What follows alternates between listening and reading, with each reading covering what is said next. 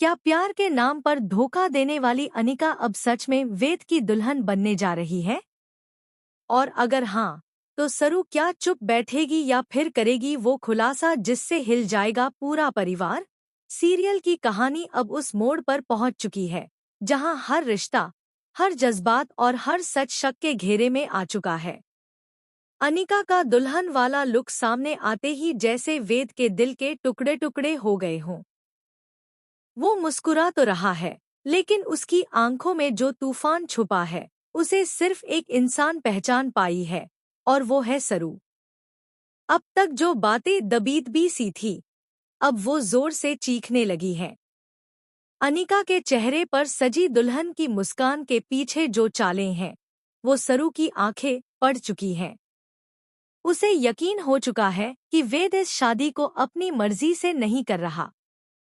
और जब उसने वेद की आंखों में वो मजबूरी देखी जो किसी कैद में बंद इंसान की होती है, तब उसके दिल में एक ही सवाल उठा, आखिर ऐसा क्या है जो वेद को अनिका से शादी करने पर मजबूर कर रहा है? अब सरू के अंदर का शक यकीन में बदलने लगा है। उसे याद आता है वो दिन जब उसने अनिका को चरण के साथ स्टोर रूम में देखा था।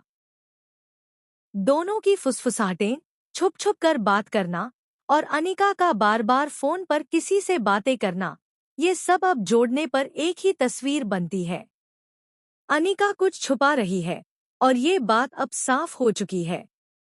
दूसरी ओर वेद पूरी कोशिश कर रहा है खुद को संभालने की, लेकिन जैसे जैसे शादी की घड़ी नजदीक आ रही है, उसका चेहरा और भी ज्यादा बुझता जा रहा है। उसने अपने करीबियों से दूरी बना ली है और सरू को भी वो टालने लगा है। लेकिन सरू जानती है कि वेद उसे सबसे ज्यादा मानता है, और अगर कुछ गलत हो रहा है तो वो ही वो शख्स है जो सच्चाई तक पहुंच सकती है। अब सरू ने ठान लिया है कि वो चुप नहीं बैठेगी। वो अब इस झूठ की परतें खोलने के लिए तैयार है। सबसे पहले उसने चरण को ढूंढ निकाला, जो कुछ दिनों से गायब था। जब उसने चरण को सवालों के घेरे में लिया, तो पहले तो वो बचने की कोशिश करता है, लेकिन सरू का गुस्सा और उसकी आंखों में सच्चाई जानने की आग देखकर चरण टूट जाता है। और फिर सामने आता है वो सच जिसे सुनकर सरू के पैरों तले जमीन खिसक जाती है। चरण बताता है कि अनिका ने उससे रचना की एक पुरानी वीडियो ली थी। वो वीडियो जिसमें रचना किसी खतरे में थी और शायद जिसकी वजह से उसकी जिंदगी तबाह हो गई थी। और उस वीडियो का इस्तेमाल अनिका ने किया वेद को ब्लैकमेल करने के लिए। ये सुनकर सरू के दिमाग में जैसे आग लग जाती है।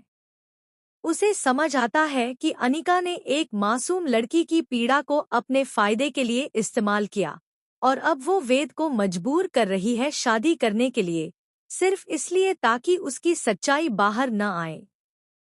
सरू को अब किसी की परवाह नहीं।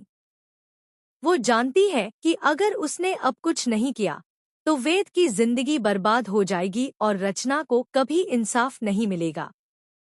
वो फैसला कर चुकी है, वो इस शादी को रुकवाकर ही रहेगी, चाहे इसके लिए उसे कितनी भी बड़ी कीमत क्यों न चुकानी पड़े। लेकिन कहानी यहीं खत्म नहीं होती, क्योंकि सरू को ये भी डर सता रहा है कि अगर उसने जरा भी जल्दबाजी की तो अनिका वो वीडियो लीक कर सकती है, और अगर वो वीडियो वायरल हुई तो सिर्फ वेद नहीं, पूरा परिवार शर्मसार हो जाएगा।